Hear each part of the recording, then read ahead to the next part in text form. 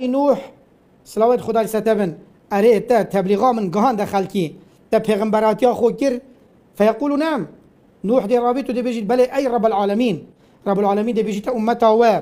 هل بلغكم اره نوح هنگ تبلیغ کرن فیقولون لا دي دروی کن دي بيجن نه هیچ ام تبلیغ نکرین، هیچ پیام و رسالات بو من اینا، هیچ دعواج المنا کریا که ام بيجين لا اله الا الله ام سنما پیلین او تشتن نگوت یما ما جاءنا من نبی هیچ پیغمبر جبو من هاتیه نکنو حکس نهاتیه کسی که خبر جبو من اینایه کسی که رسالات بو من اینایه کسی بو من نبی پیغمبر فیقول لنوح رب العالمین دی گازه نوح کتو دی بشت نوح من شهد لك کی دی بوتا شاهدی داد فیقول محمد صلی الله علیه وسلم و امته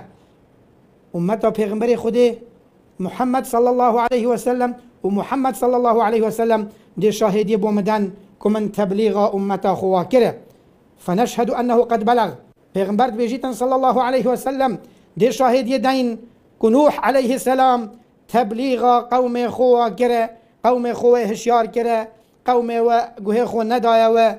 قوم ولسسنم پرستی بردوام بیا و او بحثه وقت قرآن دهاته ام بسلمان مگوداری کرد ما ایمانا به های دي شاهدی بنوح دين كنوح راست بيجيت قوم و راستی نابيجيتن